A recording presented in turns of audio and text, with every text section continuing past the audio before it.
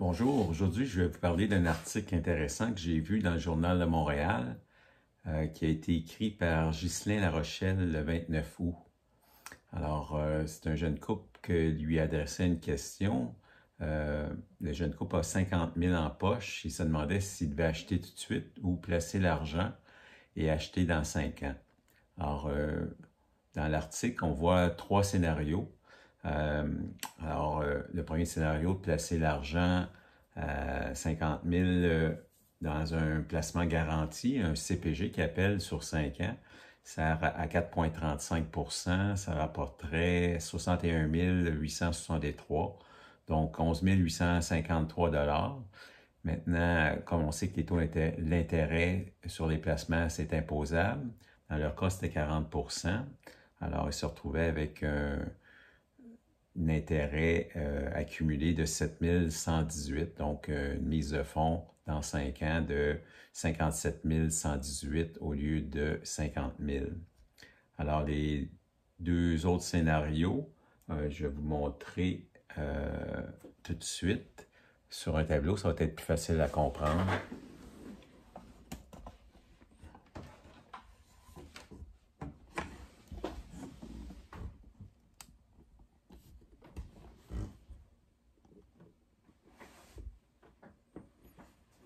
Alors, on va juste baisser l'éclairage pour me permettre de mieux visualiser.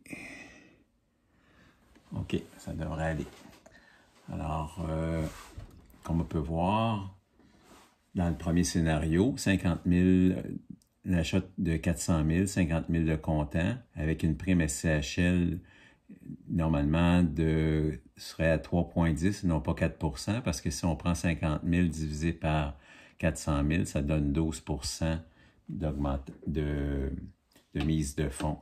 Et on sait qu'à 12 %, si on regarde le tableau, la SCHL, lorsqu'on donne 10 % et plus, le taux est à 3,10. Donc, plus on donne de mise de fonds pour l'achat d'une propriété qui est assurée par la SCHL, plus la prime diminue parce que le risque est moins grand. Et lorsqu'on est à 20 %, donc on n'a plus besoin de passer par la SCHL. Alors, dans le scénario ici, si on prenait 50 000 sur 400 000, on est à 0,12. Donc, on est dans la deuxième braquette.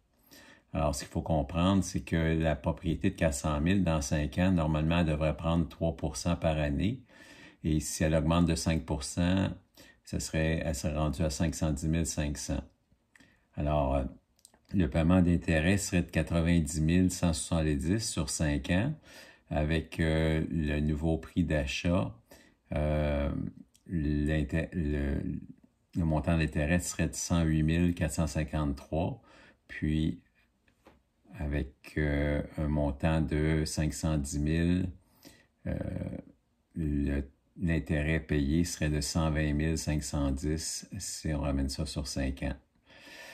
Donc, ici, quand on fait la correction, c'est le même résultat là, en termes de plus-value au niveau du nombre de paiements d'intérêt. Ce serait 12 000 de plus, 24 000 de plus. Alors, comment j'ai calculé le 95 000 ici? J'ai pris le 400 000 de prix d'achat, moins 50 000 de mise de fonds. Ça donne 350 000 d'hypothèque, multiplié par le taux d'intérêt, multiplié par 5 ans, ça donne le 95 925. Alors, si on revient à l'article,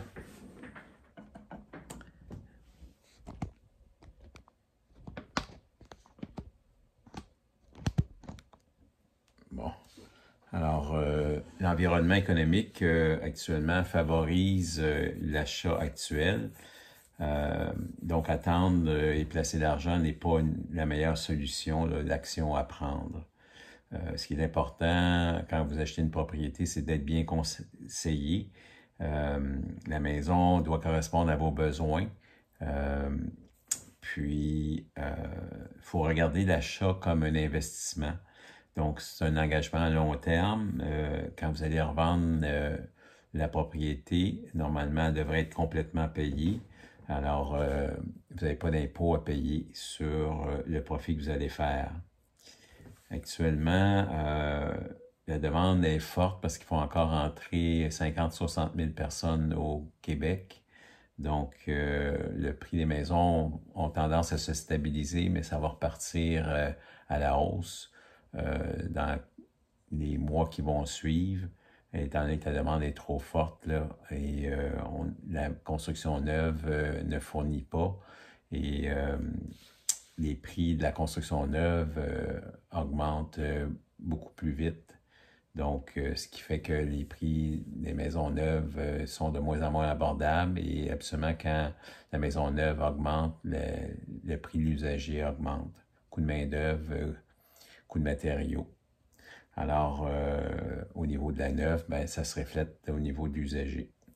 Alors, les gens vont avoir dans leur vie environ 5 propriétés, un condo en début de la première achat, une petite maison, 2 chambres à coucher, puis quand vient le troisième enfant, la troisième maison avec garage, 3 chambres.